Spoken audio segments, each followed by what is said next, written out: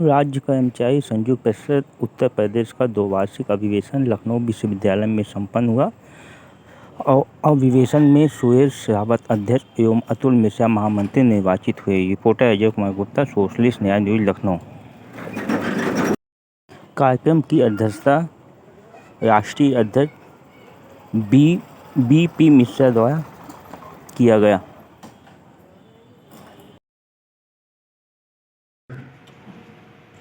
हिमाचल के सांडिल शिमला से आकर के छत्तीसगढ़ आए बस से, लेकिन छत्तीसगढ़ से ट्रेन इतना जाम लगा हुआ था रोड पर कि दोनों को पहुंचे तो ट्रेन छूट गई। तो इस तरह से कई राज्यों के लोग इसमें नहीं आ रहे।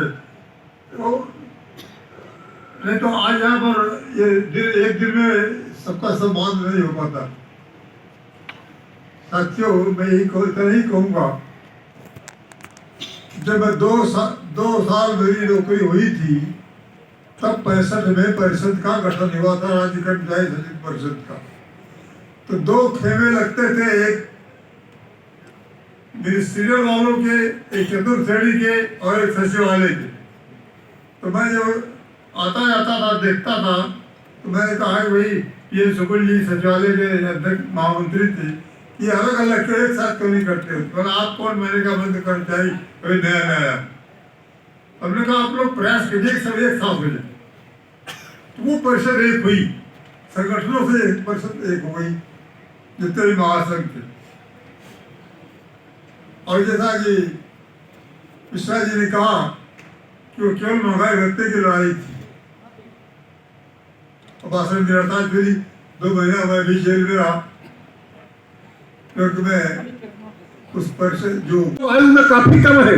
लेकिन अगर हम लोगों को कोई कहता है कि बाई रोड दिल्ली चलना है तो लगता है यार ट्रेन से, लखनऊ मेल से या ऐसी स्पेशल से चले जाओ, ज्यादा कंफर्टेबल होगा।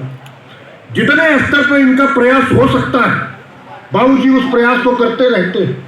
ये व्यक्तिगत लेवल पर बिना किसी आंदोलन का आह्वान किए हुए, चाहे वो भारत के कैबिनेट सेक्रेटरी से मिलने का मामला हो, चाहे देश के रक्षा मंत्री से मिलकर के सरकार के सामने आपकी समस्याओं को रखने का मामला हो, बहुत सारे काम किए गए।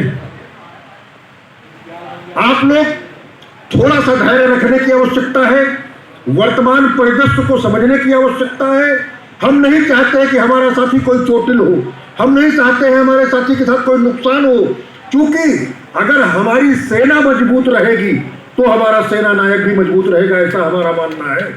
इसलिए हमको अपनी सेना को सुरक्षित रखते हुए उस व्यूह को जो सरकार ने हमारे इर्द गिर्द बना रखा है, उस व्यूह को तोड़ते हुए आपके हितों की, आपके मान सम्मान की रक्षा करने के लिए काम करना होगा। कि हमारा संगठन क्यों कुछ कर नहीं रहा।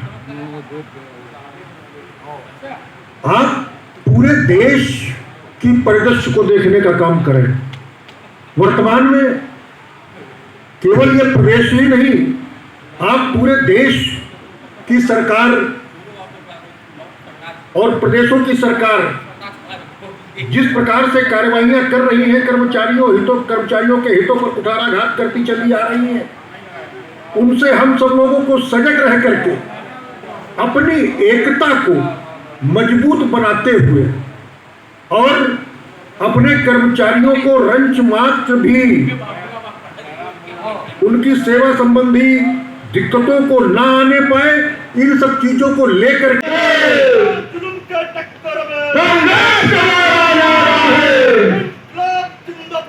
जिंदाबाद